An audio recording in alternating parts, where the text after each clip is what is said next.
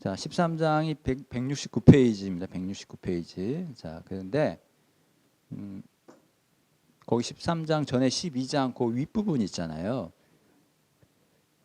아까도 12장까지가 전반부라고 얘기했는데 12장 37절부터 43절까지 말씀, 그거는 다 지난주에 봤지만 읽지 않겠어요? 요거는 요한복음 저자 입장에서의 전반부의 결론입니다. 이게. 그러니까 지금 요한복음을 이제 요한 저자가 쭉 썼잖아요.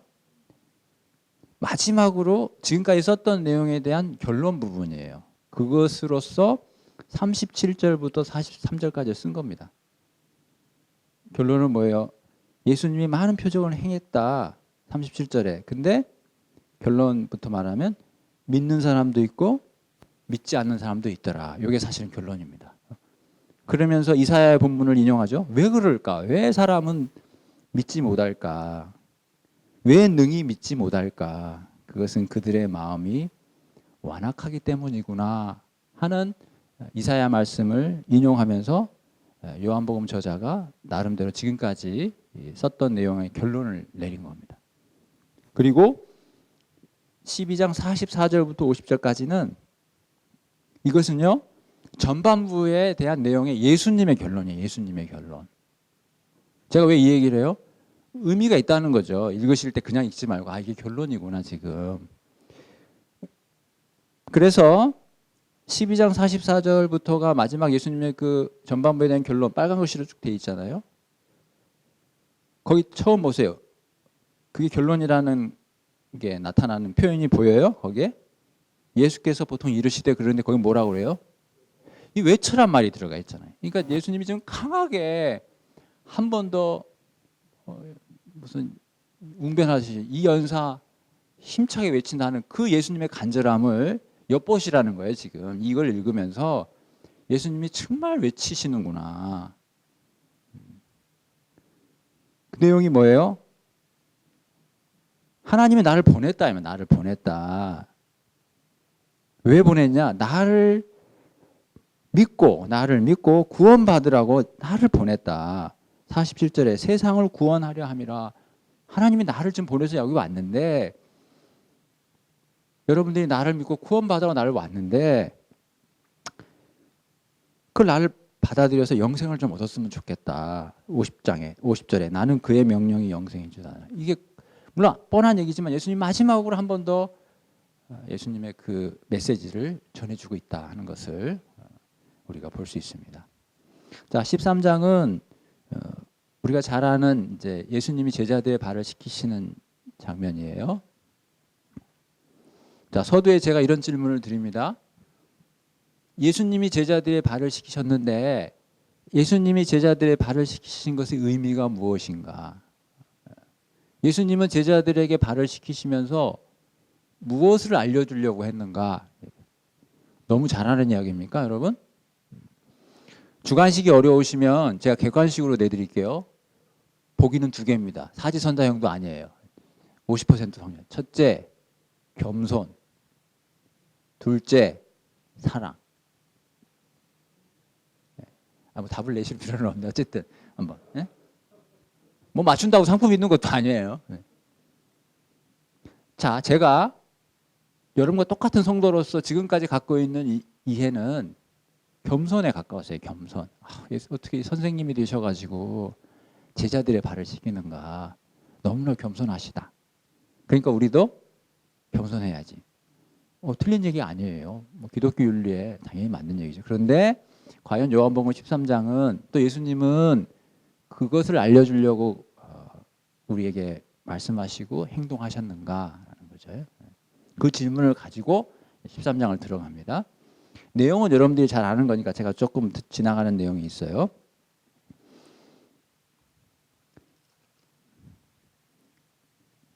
제자들의 발을 씻기시죠? 예. 여러분이 많이 이제 읽으셨으니까. 드디어 이제 시몬 베드로 차례가 왔어요. 6절이죠. 시몬 베드로에게 이르시니 베드로가 이르되 주께서 내 발을 씻으시나이까. 그러니까 이제 예수님이 7절에 자, 제가 하는 질문을 그대로 합니다. 지금 예수님이 내가 하는 것을 내가 지금은 알지 못한다 이렇게 얘기해요. 저는 그래도 예제를 드렸잖아요. 겸손이냐 사랑이냐. 근데 예수님은 예제도 안 드리고 너희는 몰라 이렇게 얘기한다는 거예요. 아 이렇게 쉬운 걸 왜 예수님은 모른다는 거예요. 아 그렇게 돼 있잖아요. 내가 지금 너희들의 발을 씻기는 거 너희들은 몰라 이렇게. 뭔가 깊은 뜻이 있나 봐요. 그죠? 아 모른다고 하니까. 근데 맨 마지막에 뭐라고 그래요? 나중에는 알 거야 이렇게. 그 나중은 또 언제일까? 자 그렇게 얘기를 하시고 자 미리부터 보겠습니다. 그런 다음에 12절을 보면 발을 다시 쓴 다음에 옷을 입으시고 이렇게 얘기해요. 내가 너희 행한 것을 또 너희가 아냐 이렇게 또 물어봐요. 처음에는 너희는 몰라 그러더니 이제는 너희가 아느냐. 자 이것은 지금 어떤 흐름입니까? 지금 예수님이 말을 하잖아요. 말을 하는데 지금 예수님이 지금 듣는 우리 입장에서는 간접적으로 듣는 입장에서는 어떻게 이해할 수 있어요? 아 예수님이 지금 우리가 모르는 거를 예수님이 지금 알려주려고 하는구나. 안 알려줄 것 같으면 묻지 말아야죠. 너희가 모르는데 내가 다시 얘기했는데 너희가 알겠어? 이렇게 알려준다는 거죠. 그리고 실제로 알려줍니다. 15절에 내가 너희에게 행한 것 같이 너희도 행하게 하려 본을 보였다. 아, 이 의미는 본이구나, 본. 내가 지금 본을 보이려고 하는 거야. 이렇게 알려줬단 말이죠. 그럼 여기서 최종적인 질문. 어떤 본이냐? 어떤 본. 그래서 제가 예제를 드린 거예요. 겸손의 본이냐? 사랑의 본이냐? 그래서 제가 그 결론을 미리 말씀드리는 거예요. 예수님은 지금 너희는 모를 거야. 근데 내가 다시 한번 설명해 줄게. 분명한 것은 내가 이렇게 해주는 것은 본이야, 본. 너희도 이렇게 해야 돼. 근데 그 본의 의미는 뭐냐 하면은 그 답이 34절에 나타나요. 34절에. 13장 34절에 새 계명을 너희에게 주노니 서로 사랑하라. 내가 너희를 사랑한 것 같이 너희도 사랑하라. 아까 내가 너희에게 행한 것 같이 너희도 행하라. 그 행한다는 말 사이에 사랑이 대치됐잖아요. 보이십니까? 보이죠? 이게 보여야 성경에 있는 재미가 나타나는 거예요. 그러니까 앞으로 성경을 뚫어지게 보시는 거예요. 그러면 그게 발견이 된다니까요. 성경 속에서. 그 재미가 있어요. 그 재미가. 성경은 성경으로 푼다고 그러잖아요. 예수님이 지금 내가 너희에게 본을 보인 것은 사랑이야 이 얘기예요. 그것을 후반부에 제자들에게 계명을 알려줄 때 얘기한다는 거예요. 그러면 그때 얘기해야지 왜 또 후반부에 얘기하냐는 거죠. 그 후반부 34절까지 가는 그 사이에 어떤 일이 벌어져요? 제자들의 발을 씻기시고 내가 너희에게 새 계명을 주노니 너희가 서로 사랑하라. 내가 너희를 사랑한 것 같이 내가 너희에게 본을 보여준 것 같이 내가 너희의 제자를 발을 씻기면서 내가 본을 보여준 것 같이 이렇게 사랑하는 거야 라고 하는 그 말씀을 제자들에게 발을 씻기고 난 다음에 얘기를 하지 않고 그 다음에 얘기를 했다는 거예요. 그 사이에 뭐가 껴있죠? 그렇죠. 가룟 유다가 예수님을 팔기 위해서 그 자리를 떠난 얘기가 나와요. 21절에 너희 중 하나가 나를 팔리라 그러잖아요. 그 누굽니까? 가룟 유다죠. 제자들 사이에 누구냐고 물었을 때 알려줘서 예수님이 떡을 주는 자다. 그러면서 예수님이 유다에게 27절에 네가 하는 일을 속히 하라. 그러니까 30절입니다. 유다가 그 조각을 받고 나갔다. 그리고 그때가 밤이다. 이것도 문학적 표현이에요. 예수님은 빛이 있을 때 다녀야 된다. 나는 빛이다. 그리고 너희는 빛의 아들이다. 근데 안타깝게도 가룟 유다는 빛의 아들이 못 됐어요. 그가 그 자리를 떠날 때 밤이었습니다. 밤. 이게 이제 문학적인 표현이죠. 12명의 발을 씻겼지만 그 자리에 이제 유다는 없어요. 떠났잖아요. 유다가 없잖아요. 그래서 31절에 그가 나간 후에 유다가 나간 후에 예수님이 이르시되 그러면 이때 이 예수님의 말을 들은 사람은 몇 명입니까? 11명이죠. 그러니까 그 11명에게 구체적으로 사랑하라고 얘기하는 거예요. 그 사랑하라는 말은 가룟 유다에는 합당치 않잖아요. 그래서 제자들의 발을 씻기고 난 다음에는 내가 너에게 본을 보였다. 본을 보였다. 그리고 가룟 유다가 떠난 다음에는 그 본이 무엇이냐? 그건 사랑이다라고 이렇게 명확하게 이야기를 하는 거예요. 그리고 이것이 사랑이라고 하는 것이 더 분명한 것은 제가 아까 일부러 스쳐 지나왔는데 13장 1절에 나타나 있어요. 13장 1절에 서두에. 예수께서 자기가 세상을 떠나 아버지께로 돌아가실 때가 이른 줄. 아까 이때는 어떤 때라는 걸 말씀드렸죠? 마지막 때예요. 아시고 그 다음 말 세상에 있는 자기 사람들을 뭐해요? 사랑하시되. 어떻게 사랑해요? 이게 중요하다. 그러니까 이 서두에서 이미 예수님의 그 세족의 어떤 그 상징적인 행위는 예수님의 뭐로부터 나왔다? 사랑으로부터 나왔다는 걸 딱 천명하고 시작하는 거예요.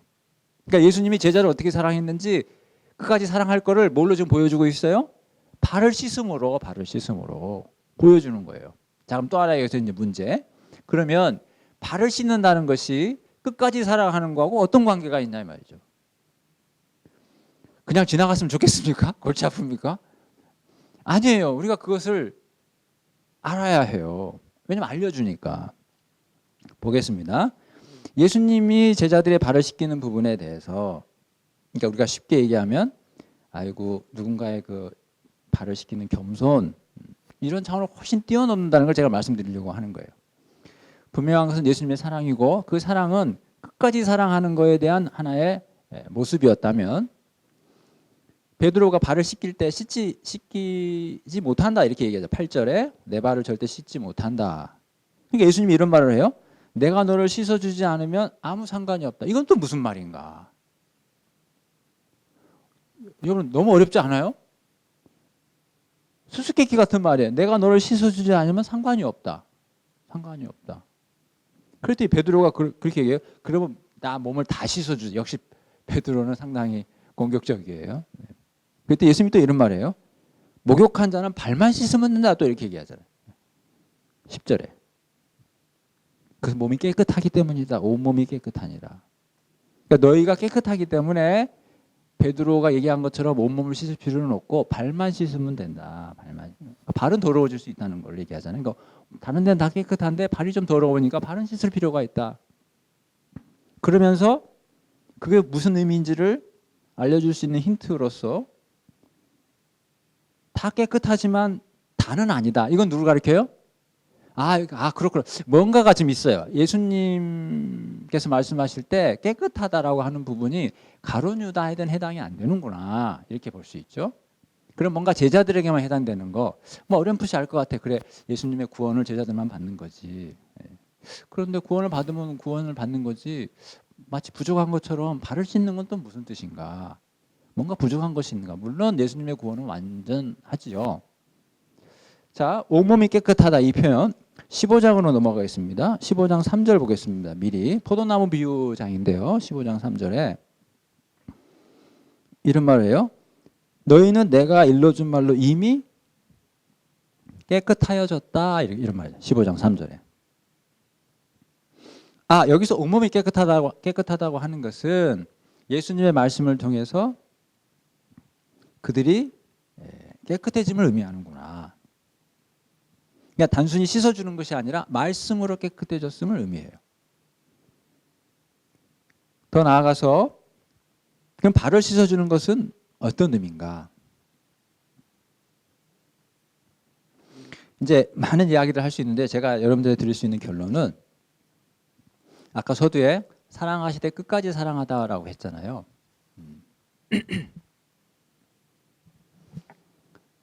이렇게 이해하면 좋을 것 같아요. 우리가 예수님 믿고 구원 받았지만 완전하지 않잖아요. 그렇죠? 그러니까 지금도 우리는 주님의 은혜가 필요하잖아요. 그런 의미. 문제 제기는 되게 컸는데 답은 싱겁습니까? 그렇게 이해할 수 있어요. 이게 왜 그렇게 이해되냐면 이게 이제 예수님의 이제 17장으로 이어지거든요. 예수님이 제자들을 위해서 기도합니다. 기도할 때 조금 이따도 보겠지만 저들을 세상 가운데서 데려가기를 원하는 것이 아니라 저들을 세상 가운데서 보존하기를 원하신다. 여러분 예수님이 십자가에 달리시고 제자들의 구원을 이루셨지만 이 땅 가운데 남은 제자들에게 숙제가 없는 게 아니었어요. 여전히 그들에게는 주님의 도우심이 필요하고 성령의 도우심이 필요하고 히브리서에 보면 지금도 하나님 보좌 우편에서 우리를 위해서 기도하시는 예수님의 그 은혜가 필요하다는 거죠. 그러니까 예수님은 지금 제자들을 끝까지 사랑한다 했을 때 그 말 속에 그들이 내게 일러준 말로 깨끗하지만 그러나 그들이 여전히 연약하고 부족하기 때문에 넘어질 수 있고 때로는 죄를 질 수도 있는 그 부분에 대해서 예수님은 끝까지 그 부분을 어떻게 하겠다? 감당하시겠다. 그것을 상징적인 의미로 몸은 깨끗하지만 발은 더러워질 수 있어서 내가 그 발조차도 씻어주겠다. 이렇게 이해하시면 조금 도움이 되시리라 생각이 됩니다. 그렇게 해서 제자들을 발을 씻겨주시는 부분은 우리가 그렇게 이제 이해를 할 수가 있어요. 그러면서 예수님이 이렇게 얘기합니다. 17절입니다. 너희가 행한 것 같이 내가 너희에게 행한 것 같이 너희도 행하게 하려 본을 보였다라고 하면서 17절에 너희가 이것을 알고 행하면 복이 있다.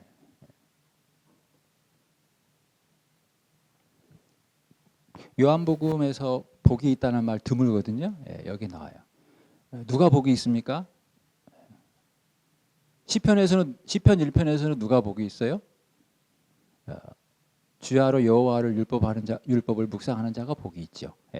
시편에서는. 시편 41편인가요? 거기서 누가 복이 있어요? 가난한 자를 돌봐주는 자가 복이 있어요. 근데 요한복음에서는 누가 복이 있어요? 예수님이 행한 것처럼 행한 자가 복이 있어요. 여러분 우리는 복 받아야죠. 지금 누가 복이 있다고 그래요? 우리가 생각하는 복의 기준 말고요. 그럼 요한복음은 예수님이 행한 것처럼 행하는 자가 복이 있다 이렇게 얘기해요. 그 말씀을 우리는 그대로 받아들여야 합니다. 다르게 복을 받을 수가 없어요. 요한복음에서는 예수님이 행한 것처럼 그게 뭐라고 그랬죠? 아까 결론적으로 사랑이라고 그랬죠. 우리가 누군가를 사랑해야 복이 있다는 거예요. 도전적이죠. 우리가 누군가를 사랑해야 복이 있어요. 야고보서 1장 25절에 보면 자유롭게 하는 온전한 율법은 자유롭게 하는 온전한 율법을 들여다보고 있는 자는 이해하시죠? 자유롭게 하는 온전한 율법을 들여다보고 있는 자는 듣고 잊어버리는 자가 아니요. 우리가 수많은 설교를 듣잖아요.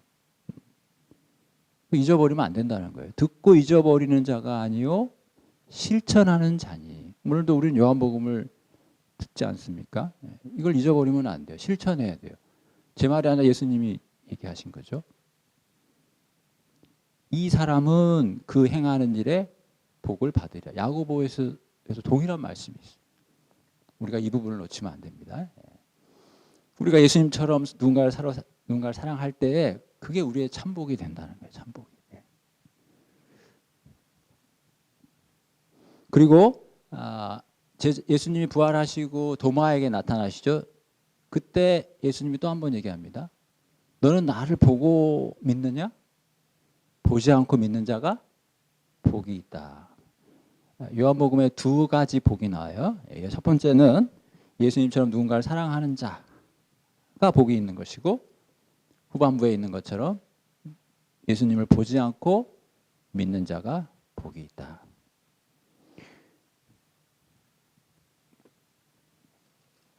우리는 이런 말씀을 잘 알죠. 욕심이 잉태한 즉 죄를 낳고 죄가 사망한 즉 죄가 장성한 즉 사망을 낳는다.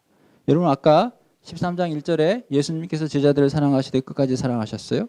대조적으로 13장 2절에는 마귀가 유다의 마음에 예수를 팔려는 생각을 넣었어요. 그 생각이 가룟 유다의 마음에 들어갔죠. 그랬더니 27절에 사탄이 그 속에 들어간지라. 처음에 생각이 들어가고 그 다음에 사탄이 들어가요. 그리고 30절에 유다가 나갑니다. 무슨 말이에요? 행동으로 옮기는 거죠. 행동으로. 욕심이 잉태한 즉 잊어버렸네. 죄를 낳고 죄가 장성함정 사망을. 잠언 4장에 보면 이런 말씀이 있어요. 무릇 지킬 만한 것보다 더욱 내 마음을 지켜라. 왜요? 그 마음에서 생명이 나오기 때문이다. 여러분, 유다가 안타깝게 이렇게 됐어요. 마음을 지키지 못했습니다. 그 마음 속에 사탄이 주는 생각이 들어가도록 용인했어요. 우리에게도 주는 반면교사가 있죠. 성경은, 특히 바울서신은 우리에게 이렇게 얘기합니다. 성도는 죄를 짓지 말아야 되는데 죄는 그 모양이라도 버려라, 이렇게 얘기해요. 그게 성도의 마땅한 바다. 우리에게 주는 교훈입니다. 우리가 죄를 멀리할 수 있는 하나의 방법이에요. 그것은 처음부터 차단하는 겁니다. 그게 바로 뭐예요? 생각의 영역이에요. 생각이 들어오지 않도록 막는 겁니다. 생각이 들어온다고 해서 바로 행동에 옮기지는 않아요. 그러나 여기 보면 그것이 결국 행동으로 옮길 확률이 상당히 높다는 거죠. 그래서 우리가 볼 때 악한 것은 모양이라도 버릴 수 있도록 노력하는 것이, 그것 또한 성도의 거룩을 유지하는 하나의 비결이다 하는 것도 여러분께 말씀을 드립니다. 베드로가 예수님을 부인한다, 이렇게 얘기해요. 38절이죠. 닭이 울기 전에 내가 3번 나를 부인하리라. 21절에 가룟 유다는 예수님이 나를 팔리라, 이렇게 얘기하죠.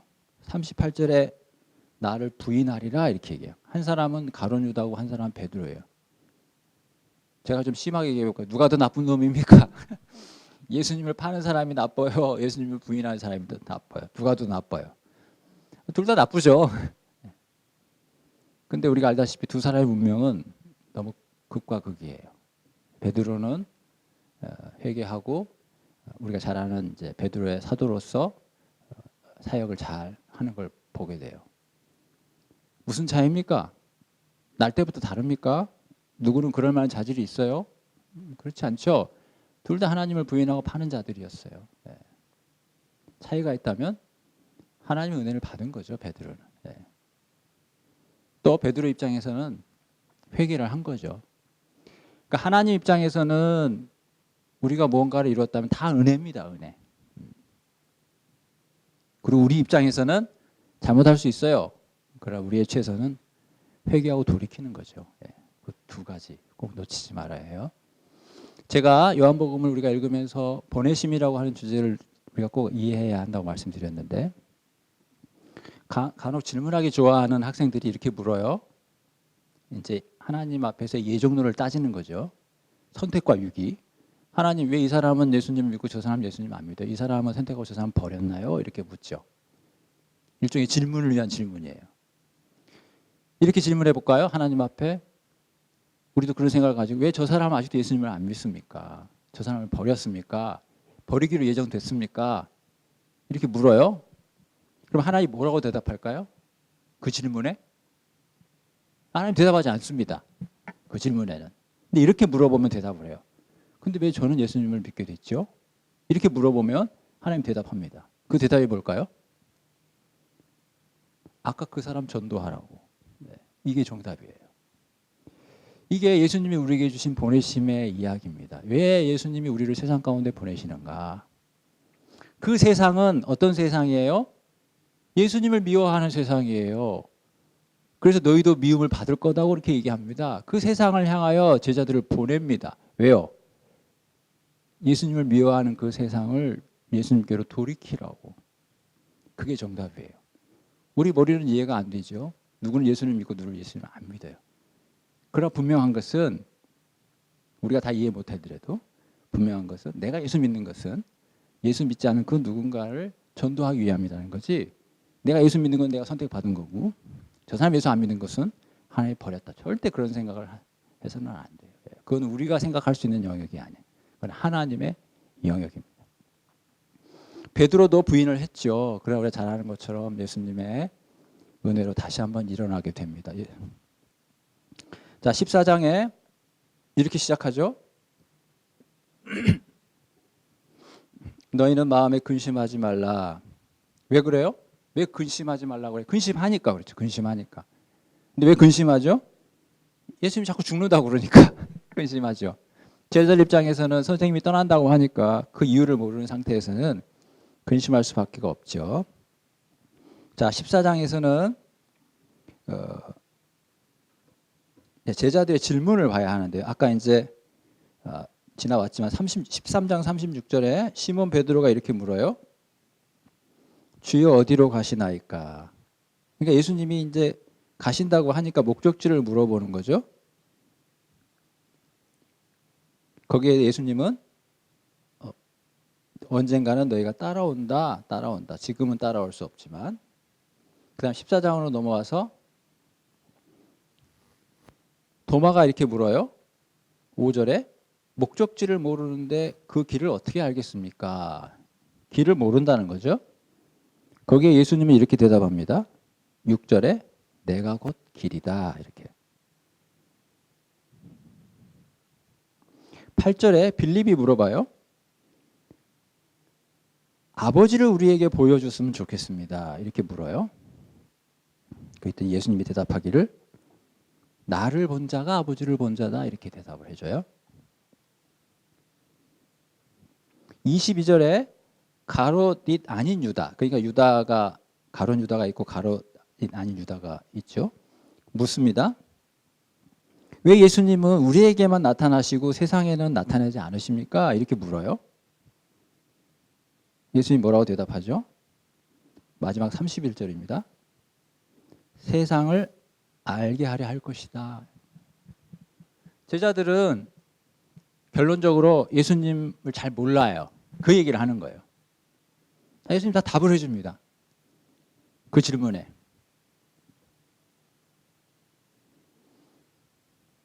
그리고 이제 14장이 끝난 건 아닌데요. 이제 15장을 넘어가게 되면 너희는 가지고 나는 포도나무다.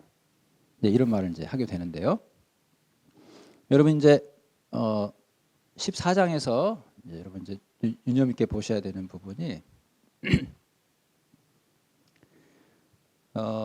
시간은 좀 가더라도 자 14장 13절에 보면 너희가 내 이름으로 무엇을 구하든지 내가 행하리니 이는 아버지로 하여금 아들로 말미암아 영광을 받으시게 하려 함이라. 너희가 내 이름으로 무엇을 구하든지 내가 행하리니. 너무 은혜롭죠? 우리가 무엇을 구하든지 들어주시겠다. 그런 의미 같지 않아요? 그죠? 네. 14절에 내 이름으로 무엇을 구하든지 내게 구하면 내가 행하리라. 또 반복합니다. 15장 7절 보겠습니다. 15장 7절. 너희가 내 안에 거하고 내 말이 너희 안에 거하면 무엇이든지 원하는 대로 구하라. 그리하면 이루리라. 무엇이든지 원하는 대로 구하래요. 그러면 이루어 주신다. 16절, 15장 16절. 맨 후반부에 내 이름으로 아버지께 무엇을 구하든지 다 받게 하려 함이라. 다 주신다 이 말이죠. 다 주신다. 16장 23절 볼까요? 후반부에 너희가 무엇이든지 아버지께 구하는 것을 내 이름으로 주시리라. 무엇을 구하든지 주신다 이거죠. 24절, 16장 24절. 지금까지는 너희가 내 이름으로 아무것도 구하지 아니하였지만 구하라. 그리하면 받으리라.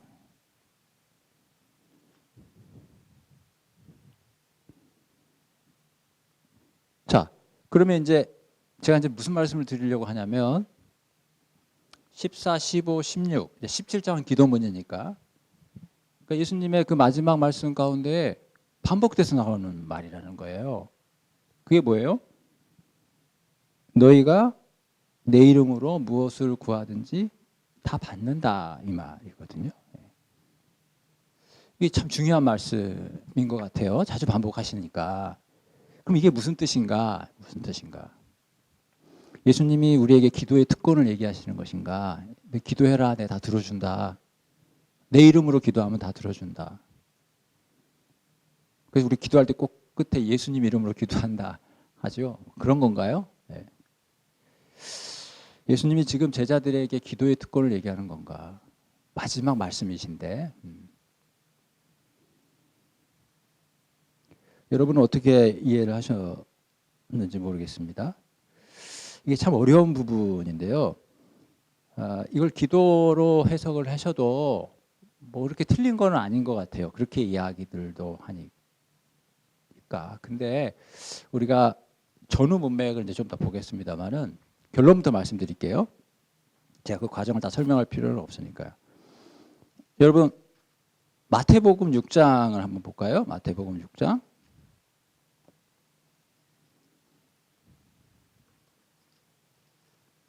여러분 마태복음 5장, 6장, 7장이 무슨 장이죠? 그 산상수이지 않습니까? 예수님의 가르침. 6장 33절에 이렇게 돼 있어요. 그런즉 너희는 먼저 그의 나라와 그의 의를 구하라. 그리하면 이 모든 것을 너희에게 더하시리라. 예수님의 말씀이거든요. 너희는 먼저, 그 말은 먼저란 말은 그 앞에 어떤 내용이 있어요? 먹을 것과 입을 것, 그런 건 이방인들이 구하는 것이다. 예수 믿는 너희는 그런 걸 구하는 게 아니다. 먼저 그의 나라와 그의 의를 구하는 것이다. 그러면 이렇게 말씀하신 예수님이 너희가 내 이름으로 무엇을 구하든지 내가 다 이룰 것이다. 그 말씀을 하셨거든요. 의미가 같아야죠. 같으신 분이 얘기했으니까. 자, 한 구절 더 보면 마태복음 7장 7절 보겠습니다. 7절. 우리가 너무나 잘 아는 말씀.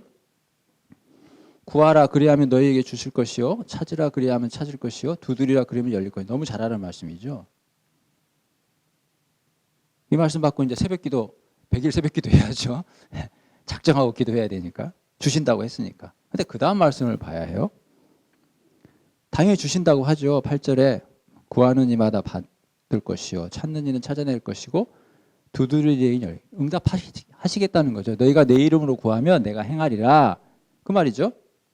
그러면서 그것이 얼마나 확실한지 비유를 들어서 9절, 10절, 11절에 사람이 자기 아들이 떡을 달라 하는데 돌을 주는 사람이 누가 있냐. 11절에 악한 자라도 자식에게는 좋은 거를 주는데 하물며 하늘에 계신 너희 아버지께서 자녀에게 좋은 거 주시지 않겠냐.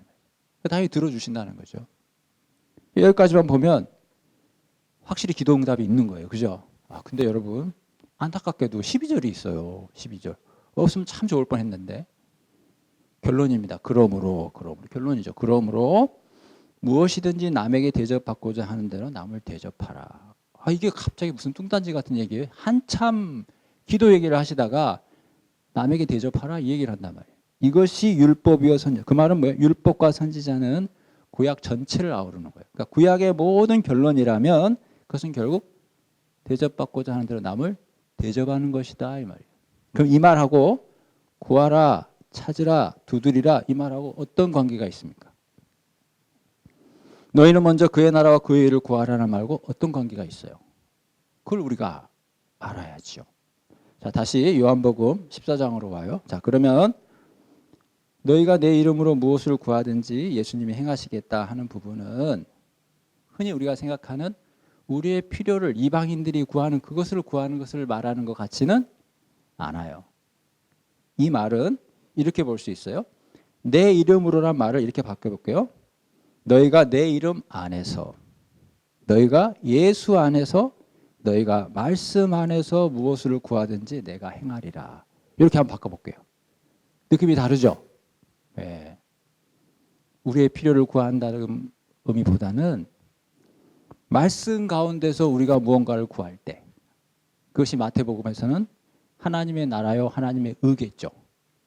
그리고 그것을 구하는 자의 삶은 자기가 대접받고자 하는 대로 남을 대접하는 거겠죠. 그런 자에게 하나님의 뜻이 이루어진다. 그런 자에게 하나님께서 역사하신다. 그런 자에게 내가 함께한다. 이 얘기를 하는 거예요. 그러니까 지금 예수님은 마지막 제자들에게 이제 너희가 제자로서 어떻게 살아가야 한다. 그리고 너희들은 어떤 존재가 돼야 된다라고 하는 것을 계속 이야기하는 거예요. 결론부터 말씀드리자면 그것은 예수님과 동행하는 거예요. 너희가 내 안에 내가 너희 안에. 그걸 이제 포도나무와 가지 비유로 하는 거죠. 예. 예수님은 지금 제자들에게 이제 너희는 이전에는 그렇게 안 했지만 이제 앞으로 너희는 내 안에서 살아야 된다는 거죠. 내 생각하는 것처럼 너희도 생각해야 되고 내가 행동하는 것처럼 너희도 행동해야 한다. 너희가 내 안에, 내가 너희 안에. 우리가 하나가 돼야 된다. 그 얘기를 하는 거예요. 이게 우리한테 큰 도전이죠. 예. 단순히 예수 믿고 내가 구원받아 참 좋다. 여기에 머무르는 게 절대 아니라는 거예요. 이제부터는 전투가 나와요. 전투. 그래서 이 지상의 교회를 전투하는 교회라고 그러죠. 예. 천상의 교회를 승리하는 교회라 그러면 지상의 교회는 전투하는 교회. 교회가 누굽니까? 저와 여러분이에요. 저와 여러분이 모이는 곳이 교회죠. 이제 우리는 싸워야 해요. 예수 믿고 편안히 사는 게 성도의 삶이 아니라는 거죠. 이제 예수 믿고 십자가 군병처럼 싸우는 거죠. 예수님의 뜻을 이루기 위해서. 이게 되게 무게감 있는 얘기 아니에요. 이제 우리는 예수님 안에 머무르려고 부단히 노력해야 합니다. 말씀으로 기도로 내 자신을 쳐서 복종시키기까지 주님 안에 머무르려고 애를 쓰셔야 해요. 여러분, 제가 행위구원을 얘기하는 건 절대 아닙니다. 예수 믿는 자는 마땅히 그렇게 하라고 부름 받았다는 거예요. 우리의 부르심의 이유가 거기에 있다는 거예요. 그래야 우리가 보내심의 사명을 잘 감당할 수 있어요. 예수님께 붙어있지 않으면 열매를 절대 맺을 수 없습니다. 그 열매가 뭘까요? 삶 가운데 드러난 선한 행실이겠죠. 우리가 누군가를 사랑했다면 그게 바로 열매입니다. 그 열매가 어디서 나타나요? 예수님과 붙어 있어야 나타난다는 거예요. 떨어져 있으면 절대 그게 없어요. 여러분이 예수님의 사랑을 모르는데 누구를 사랑하겠어요? 얼마 전에 추수감사절을 보냈지만 우리가 하나님 앞에 감사한 게 별로 없는데 누구한테 은혜를 줄 수 있겠어요? 절대 안 되면 그건 불가능한 거예요. 받지 않은데 어떻게 주겠습니까? 네? 내가 하나님 앞에 받은 은혜가 있어야 그 은혜가 은혜인 줄 알아야 내 삶 가운데 너그러움이 나타나겠죠. 형제에 대한 배려가 나타나겠죠. 그겁니다. 그래서 예수님이 계속 그걸 강조하는 거예요. 너희가 나한테 붙어 있어야 된다. 이제부터는 내가 이제 하나님 나라로 가잖냐. 이제부터는 너희가 내 안에 머물러야 된다. 내 말씀 안에 머물러야 된다. 그리고 그거를 성령님이 도와줄 거다. 그 얘기를 하는 거예요. 강한 도전이라니까요. 우리의 삶의 이제 목표가 여기 있어요. 이제 예수님 안에 머무르는 거, 사력을 다해서 예수님 안에 머무르는 거. 여러분, 계시록에 소아시아 7교회가 나오잖아요. 예수님이 그러잖아요.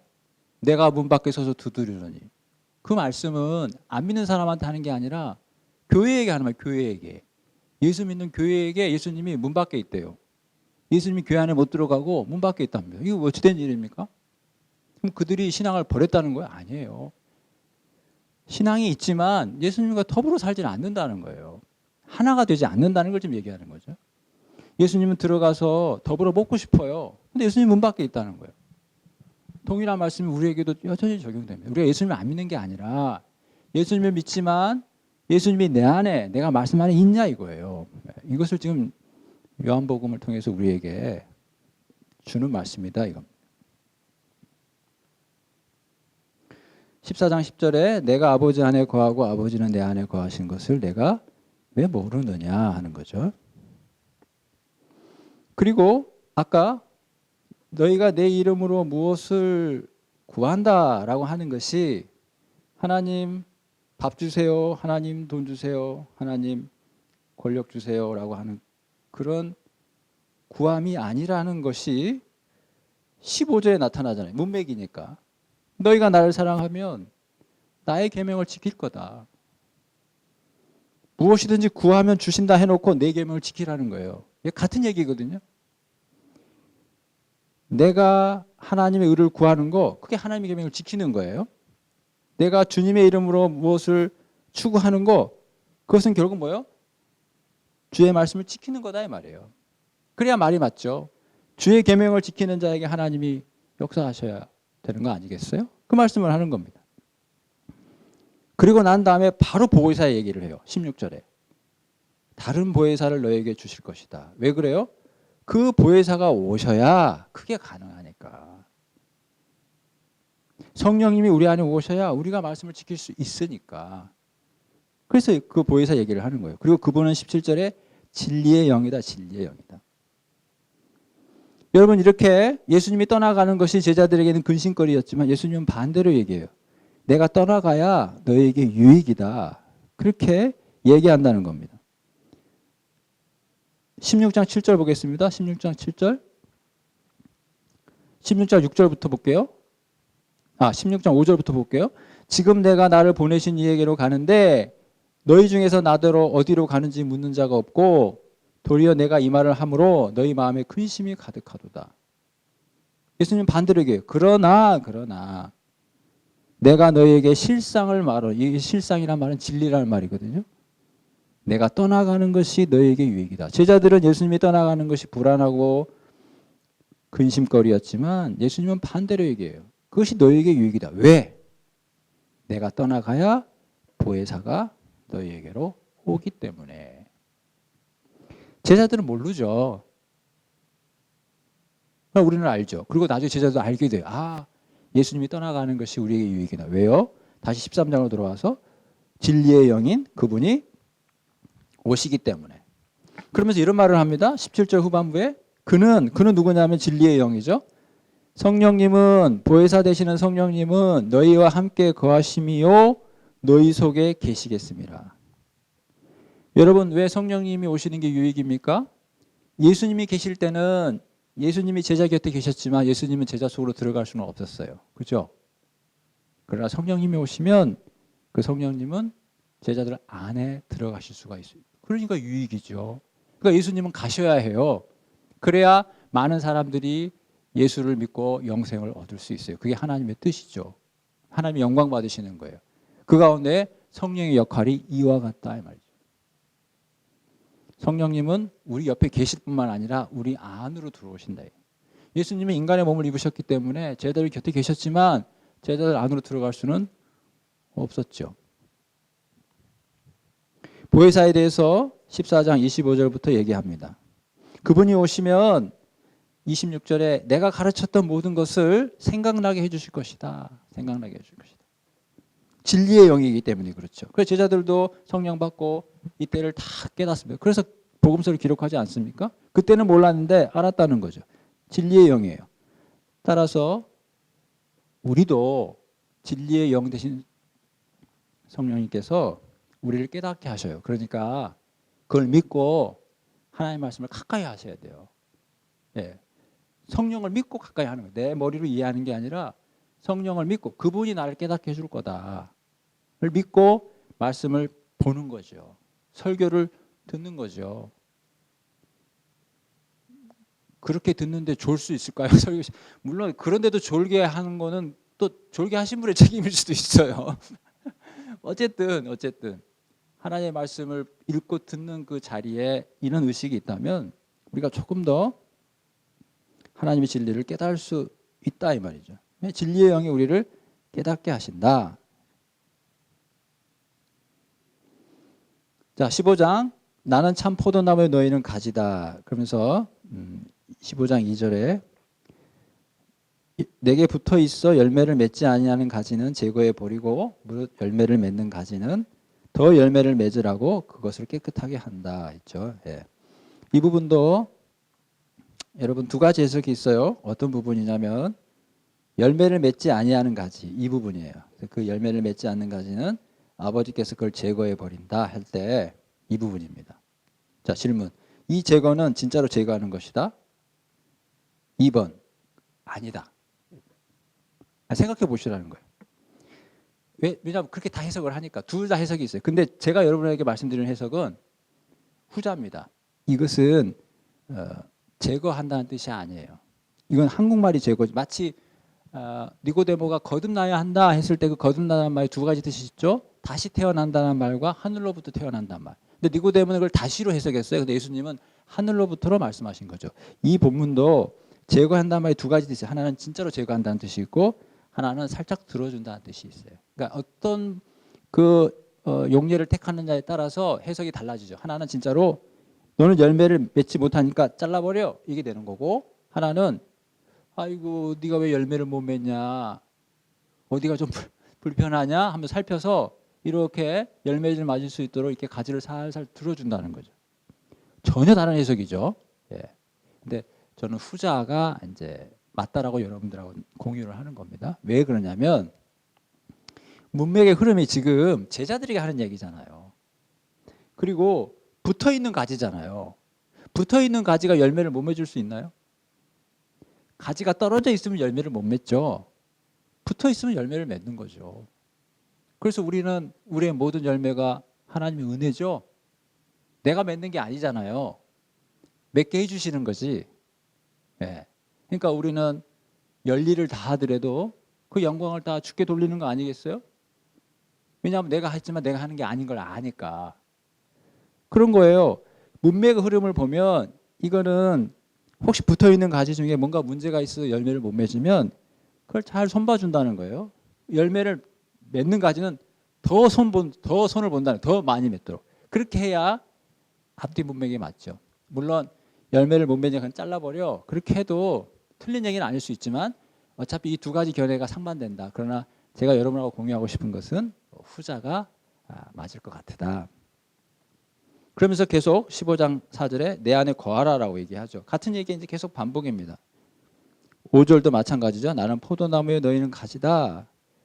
아까 15장 7절은 얘기했죠. 자, 너희가 열매를 맺으면 8절에 아버지께 영광을 받을 것이요 너희가 내 제자가 된다. 말씀드렸잖아요. 이 열매는 내가 맺는 게 아니잖아요. 그러니까 열매를 많이 맺으면 그것이 아버지께 영광이 된다. 9절, 10절, 12절 계속 눈에 띄는 단어가 사랑이에요. 아버지께서 나를 사랑, 너희를 사랑, 나의 사랑. 10절에 그의 사랑, 내 사랑. 12절에 내 계명은 곧 내가 너희를 사랑하는 것 같이 서로 사랑하는 것이다. 13절에 사람이 자기 친구를 위하여 목숨을 버리면 이보다 더 큰 사랑이 없다. 지금 계속 13장부터 예수님 좀 뭘 얘기하고 싶어요? 사랑을 얘기하고 싶다는 거예요. 사랑을. 사랑해야 된다는 거예요. 그러니까 우리가 이걸 계속 곱씹어야 돼요. 내가 진짜 제자로서 예수님 믿는 성도로서 사랑해야 되는데 쉽지 않지만 그것이 또 하루아침에 해결되는 것도 아니지만 내 평생에 내가 성도된 의미는 사랑에 있구나 하는 것을 이제 우리의 남은 여생 가운데 삶의 큰 좌표로 삼아야 된다는 거예요. 물론 주님 같은 온전한 사랑을 다 할 수는 없겠죠. 그러나 끝까지 그것을 향해서 나아가야 된다는 거예요. 왜냐하면 예수님이 우리에게 주신 말씀이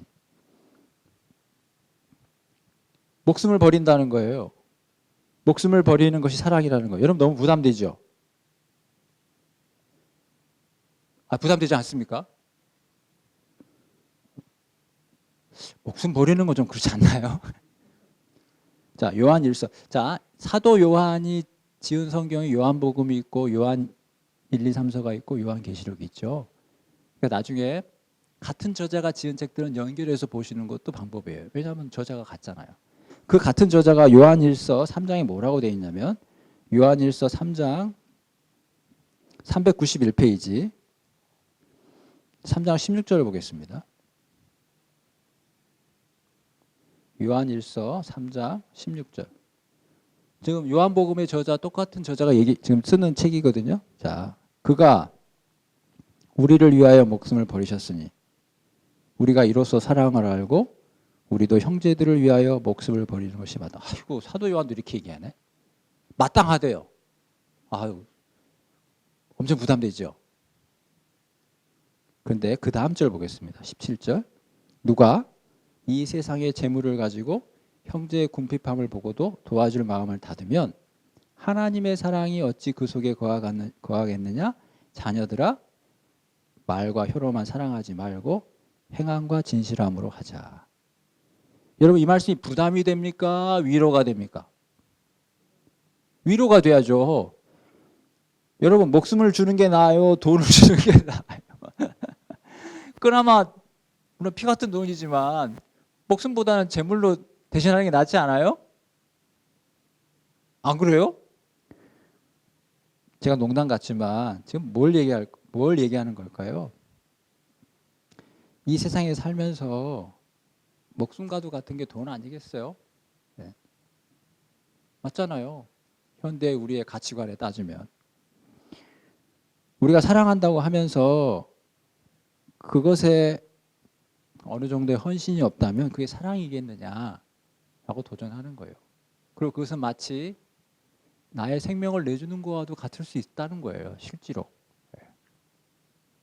그러니까 위로가 되는 거죠. 죽으라고 하는 건 아니니까.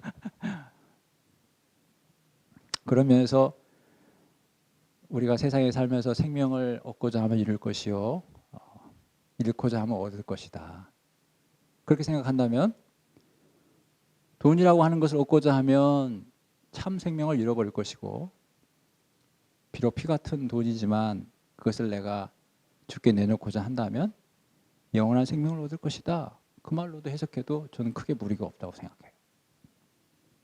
다시 요한복음으로 돌아와서 여러분, 친구를 위하여 목숨을 버리는 것에 대해서 뭘 얘기해요? 행함과 진실함을 하라는 거예요. 행함과 진실함으로. 그리고 그에 대한 하나의 예로 재물을 얘기했던 것이고, 16절에 아까 봤죠? 열매가 많은 것이 왜 중요하냐? 그것은 아버지께 영광이 되는 것인데, 17절에 너희로 그런 사랑하게 하는 것이 바로 거기에 있다. 그러니까 지금 열매를 맺는다는 것은 결국 뭐예요? 서로 사랑한다는 거죠. 서로 사랑한다.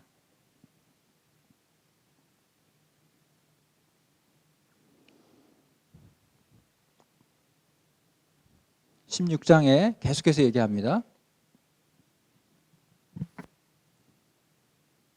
아까 16장 7절이죠. 내가 너희를 떠나는 것이 유익이다. 유익이다. 자, 성령님은 진리의 영이라고 그랬어요. 자, 16장에서는 성령님이 어떤 일을 하시는지 두 가지를 얘기해요. 첫째는 8절입니다. 8절. 성령님이 오시면 죄에 대해서, 의에 대해서, 심판에 대해서 세상을 책망할 것이다. 이 책망이란 말은 노출시킨다. 그러니까 죄가 뭔지, 의가 뭔지, 심판이 뭔지를 드러내게 해준다 이 말이죠. 그러니까 성령이 오시면 다 드러난다는 거죠. 반면에 13절에 믿는 자에게는 세상에 대해서는 책망하시고 노출시키지만 믿는 자에게는 13절에 모든 진리 가운데로 인도하여 주신다.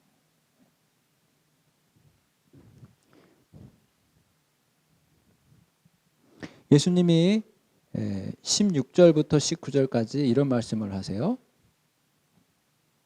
거기서 조금이란 말이 7번 나와요. 조금 있으면 너희가 나를 보지 못하고 조금 있으면 본다. 17절에 또 얘기하시고 18절에 조금 있으면이란 말이 무슨 말씀이냐 모르겠다. 조금이라는 게 무슨 뜻이에요? 제자들이 그렇게 궁금증을 가져요. 19절에 그걸 아시고 예수님이 조금 있으면 나를 보지 못하고 조금 있으면 나를 보리라 하는 말로 너희가 서로 문의하느냐라고 얘기하면서 이제 또 얘기를 하죠. 그러면서 여자가 해산하는 고통 이런 얘기하죠. 21절에 여자가 해산하게 되면 근심하죠. 힘드니까. 근데 아이를 낳으면 큰 기쁨이 있다. 22절에 지금은 너희가 근심하지만 내가 다시 너희를 보리라. 지금 예수님이 지금 조금이란 말은 예수님이 지금 하나님께로 돌아가고 그로 말미암아 제자들에게는 예수님이 안 계시는 그 현상, 그 시간, 그걸 얘기하는구나. 그러니까 예수님이 없는 그 시간에 제자들은 근심해요. 근데 예수님은 그 조금이라고 하는 그 시간이 너에게는 근심일지 몰라도 내가 곧 다시 온다 이 말이죠. 그러니까 그 시간이라는 게 그렇게 길지 않다. 그러니까 너희들 어떻게 생각할지 몰라도 그건 잠시다. 예수님의 부재라고 하는 건 잠시다. 잠시. 곧 돌아온다. 그리고 곧 돌아오면 너희는 기뻐할 거다. 자, 그러면 여기서 예수님이 다시 돌아온다라고 하는 게 뭘 의미하는가? 두 가지를 다 의미해요. 첫째, 부활하셨다. 둘째, 마지막 날 다시 오시는 거예요. 둘 다 포함하는 거예요. 그리고 실제로 예수님이 부활하실 때 제자들은 기뻐했죠. 20장 20절이에요. 제가 읽어보겠습니다. 예수님이 부활하시고 제자들에게 나타나셨어요. 자, 이 말씀을 하시고 손과 옆구리를 보이시니 제자들이 주를 보고 뭐요? 기뻐하더라. 그러니까 예수님이 지금 조금 있다 다시 온다는 말은 부활하셔서 제자들에게 나타나신 말도 되고 마지막 날 예수님이 새하늘과 새 땅이 열릴 그때 재림하신다는 의미도 돼요. 그런데 여기서 어쨌든 사실은요, 예수님의 부재는 없죠. 왜냐하면 예수님이 떠나가시고 성령님이 오셨기 때문에. 그러나 인간적인 눈으로 볼 때는 예수님이 안 계신 것처럼 보이죠. 여러분 솔직하게 얘기해 볼까요? 우리도 성령 하나님이 내 안에 계시다는 걸 믿지만 어쩔 때는 하나님이 안 계신 것처럼 생각되지 않습니까?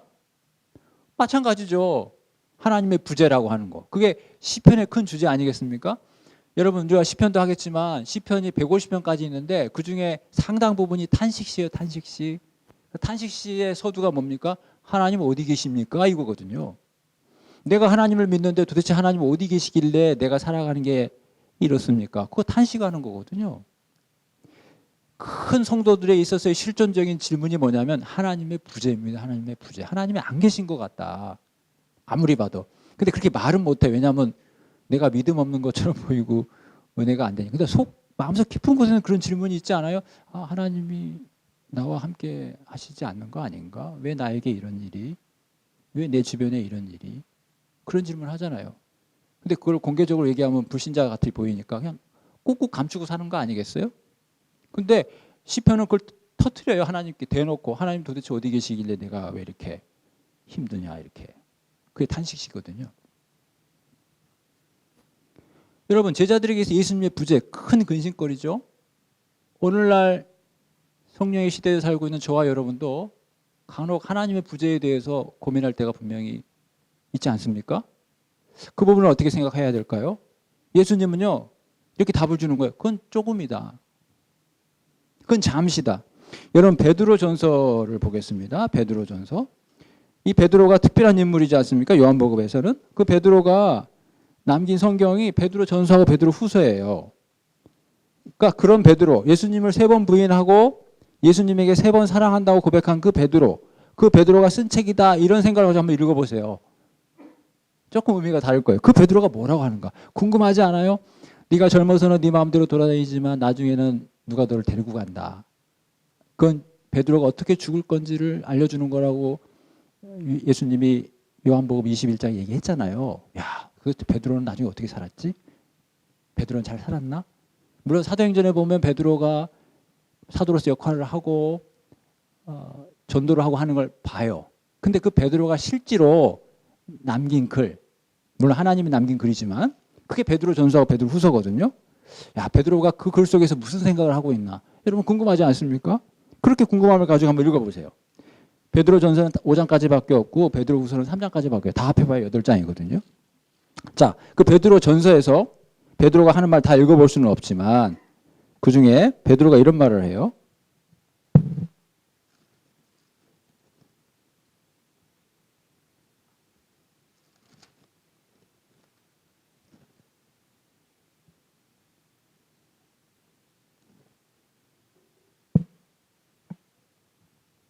자, 1장 6절입니다. 1장 6절.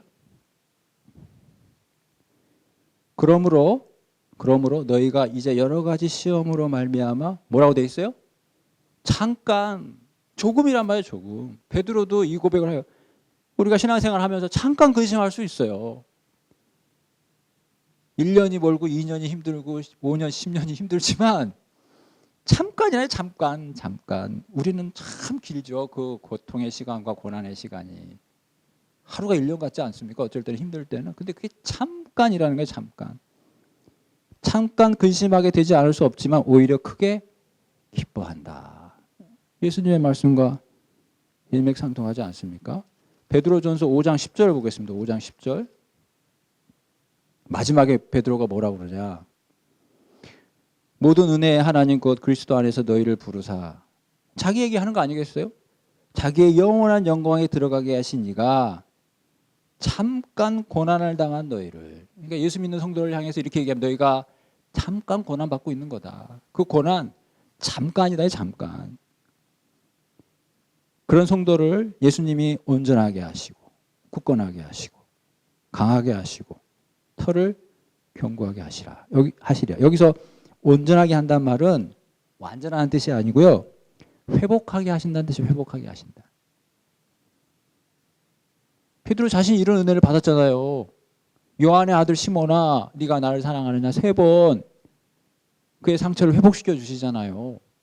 베드로가 그런 은혜를 받았어요. 베드로는 그 은혜를 모든 은혜라고 얘기하고요. 베드로는 그 은혜를 12절에 참된 은혜라고 그래요. 참된 은혜. 여러분 우리가 없는 거 있죠? 없는 거 있잖아요. 부족한 거 있잖아요. 근데 받은 게 더 많다는 걸 꼭 잊지 마셔야 돼요. 꼭 알으셔야 돼요. 내가 부족한 게 있고 아쉬운 거 있습니다. 그러나 받은 게 더 많다는 것을 꼭 기억하셔야 돼요. 그리고 그 없고 부족한 것은요, 영원하지 않아요. 여러분 가난하게 살아도 100년 남짓? 예? 좀 불편해도 20, 30년 남짓이에요.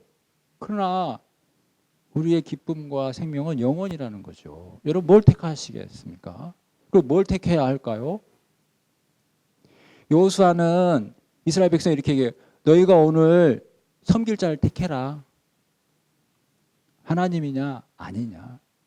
오직 나와 내 집은 여호와를 섬기겠다. 이 여호수아의 고백 아니겠어요? 우리가 예수 믿는 성도로서 그런 결단을 가지고 살아야 된다고 생각을 하는데 여러분은 어떠신지 모르겠어요. 우리가 아무리 힘들어도 그거 잠깐이에요. 여러분 인간의 수명이 200년이 아닌 게 다행이지 않아요? 네? 아무리 힘들어도 잠깐이다. 예수님이 제자들이 고민하는 거에 대해서 답을 줬다면 그건 잠깐이다 잠깐. 물론 그 잠깐도 예수님이 그들을 고아처럼 버려두지 않지요. 그럼 우리가 느낄 때 그렇다는 거죠. 여러분 다시 요한복음 16장으로 돌아옵니다. 예수님께서 그렇게 말씀하시고 끝자락에 이제 이 얘기가 끝나면 기도하시잖아요. 끝자락에 예수님이 세상을 이겼다라고 얘기합니다. 세상을 이겼다. 16장 33절이죠. 세상에서는 너희가 환난을 당하나 담대하라. 내가 세상을 이겼다. 여러분 지금 이게 또 말씀드리지만 아직 십자가를 지기 전이지만 지금 십자가를 질 것을 내다보시고 얘기하시는 거거든요. 그러면 아까 제자들은 몰라요. 예수님이 어디로 가는지도 모르고 길도 모르고 예수님이 하는 행동 잘 몰라요. 근데 예수님은 그들이 열매를 맺게 될 거다. 내가 포도나무고 너희가 가지가 될 거다라고 선언하세요. 왜 그래요? 예수님이 곧 영광 받으시니까. 그래서 예수님이 이렇게 얘기합니다. 내가 세상을 이겼다. 물론 예수님이 십자가에서 달리시고 부활하심으로 사망의 권세를 이기시죠. 실제로. 그러나 그 전임에도 불구하고 예수님이 선언하시면 내가 세상을 이겼다. 그러니까 걱정하지 말라는 거예요. 제자들에게. 조금만 이거 한 부분만 살피고 잠깐 쉬겠습니다. 여러분 예수님이 세상을 이겼죠. 우리가 그거를 아멘으로 생각하지 않아요. 그죠? 아멘이잖아요. 예수님이 세상을 이겼어요. 이긴 싸움을 싸운다 이런 표현 있잖아요. 여러분 예수님 말고 또 세상을 이길 수 있는 사람이 있나요? 있을까요? 있습니다. 누굽니까? 성도죠. 성도. 그럼 성도가 세상을 이깁니다. 요한일서 5장을 보겠습니다. 요한일서 5장.